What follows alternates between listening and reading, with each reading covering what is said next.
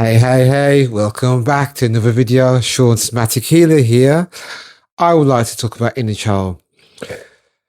Inner child is a massive part of us as a person, as an individual. When we're growing up, the memories, the feelings, the passion, the things that we loved doing when we was younger, being with our friends, being in the playground, all these amazing things, painting, drawing, watching your first cartoon program, all those things. What happens is then there could be some part of your life with your mom and dad. There could be arguments, could be relationship has fallen apart because there's been a disconnection from both of them. And what happens then, you see that, internalize it, and you feel that's whole, that's warmth, that's care. But also what happens is at the same time is when your dad and your mom is not emotionally available or there to give the love, the care, you feel at that moment of time, you feel sad, you feel lost, you feel abandoned, and also you feel lonely in yourself, internally, emotionally, and that's connected to yourself when you're younger. And what you start to see is that with the absence of your dad not around or your mom, even though they'll be around, and even though they could be in the house, in the household, when it comes to going for work, but making that quality time for yourself. And then what happens then was as you get older into an adult, because these things, when you have these memories, these feelings, these emotions, and also the times where you've enjoyed things with your dad and maybe not as much, and then with your mom, and then eventually that molds into adult. And because of the time when you're younger, you feel that you wasn't been heard, not been seen, the time where you feel that you wanted that extra time with your dad, the time with your mom, and also when it comes to, it could be from school, you could have done something so amazing, achievable to the point where you try to express that to your dad, and then he's not being present, and then that goes to your mom as well. And when you want to be with your friends, and then what happens is all these things at home, when you try to be something that you want to show to your mom, the validation you may have had, that the warmth, the love, the emotional connection.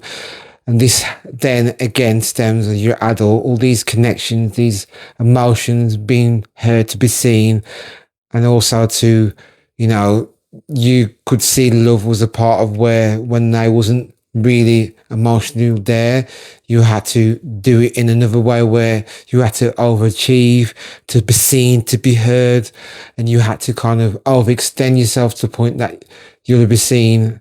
And also at the same time is I feel that these things happen and we don't understand it because we're still young, but also at the same time, we struggle with these things as we get older as adults, because when we're adults, the identity you had when you was younger morphs into you as an adult and not being shifted because of the memories, what you've been taught and seen and heard, and to be emotional available wasn't there, and the love that you wanted to have, to the point where you get codependent on both of them. Depends with the relationship you have with your family. So if your dad wasn't there, and say, for example, your mum, your dad split up and it's more your mum, you could get codependent at that point. Well, it's about how you regulate yourself. And this is where it comes to a tendency of people pleasing. Depends on the spectrum of your mum, your dad, but it's a triangle.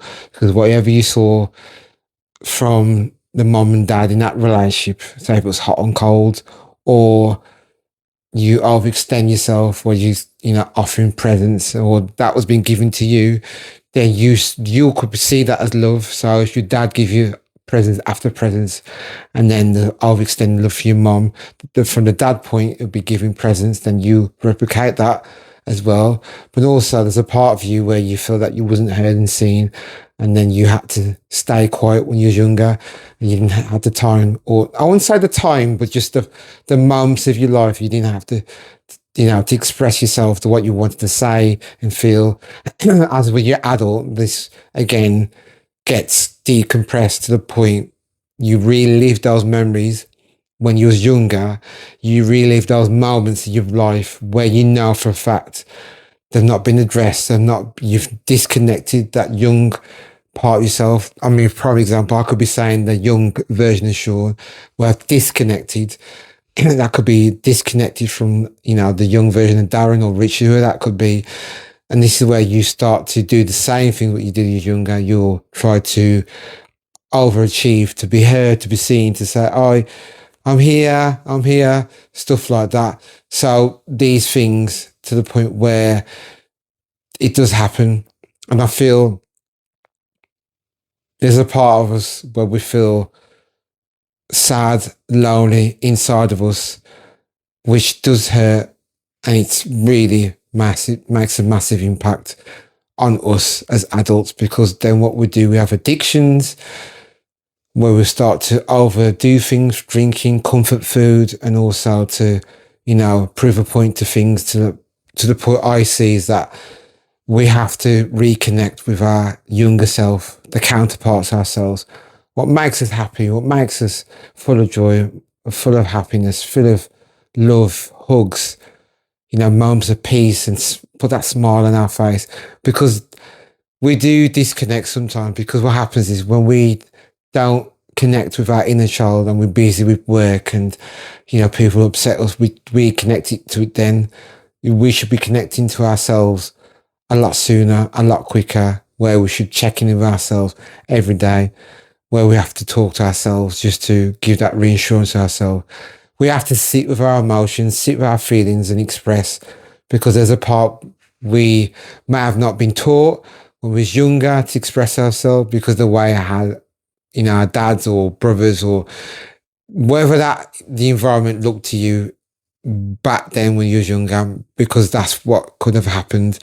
It's happened to me. Well, I probably expressed when I was younger, completely different, because the transformation is, I've said to clients, is that when time goes on, when you express yourself, and I said it's about connecting to the younger self yourself. It's about connecting, being whole, being present, which does make a massive, massive difference in the way we see things, the way we want to be felt, loved and cared for. And it's just a matter of just remember the things, what you used to do when you're younger. Just remember the things that, what made you happy and put a smile on your face, because we forget these things because of we've abandoned ourselves, the love. And then sometimes we have the fear because we don't want to move forward in our lives.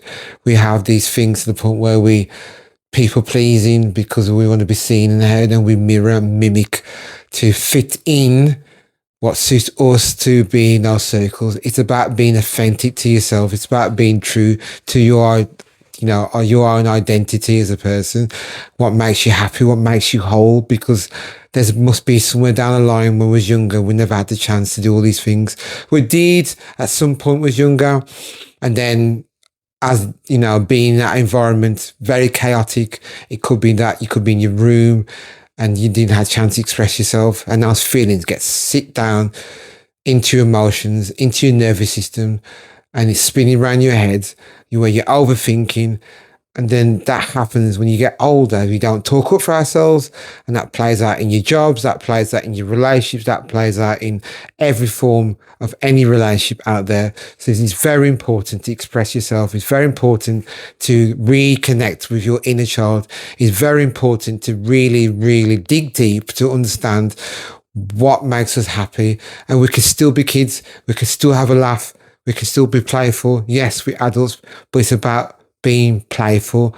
Look at the memories, what you used to have. It could be drawing. It could be, going to the park. It could be, going for a walk, playing in the sand, singing karaoke.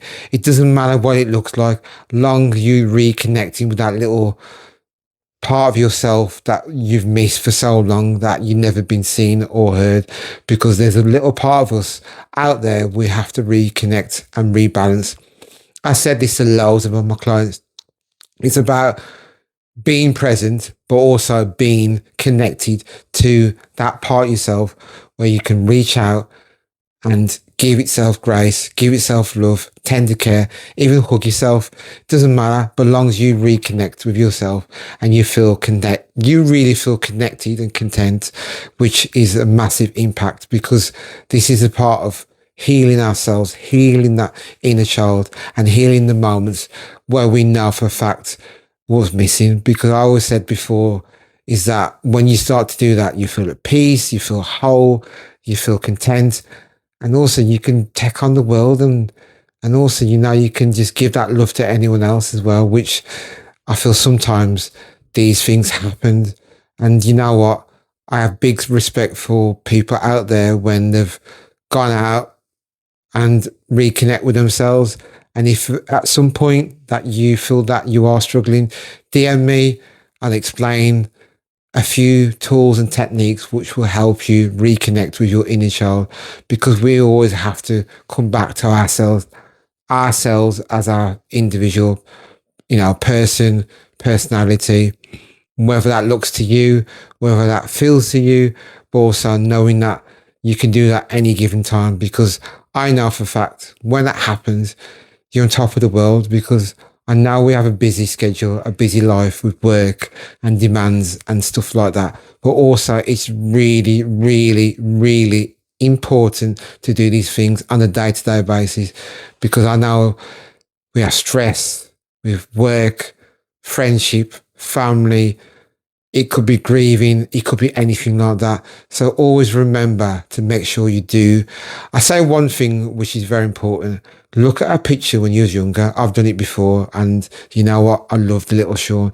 I love, I can hug him, hold him to say, you know what? I've got you. I've got you. I've got your back. And this is very important to do this much as you can when you can.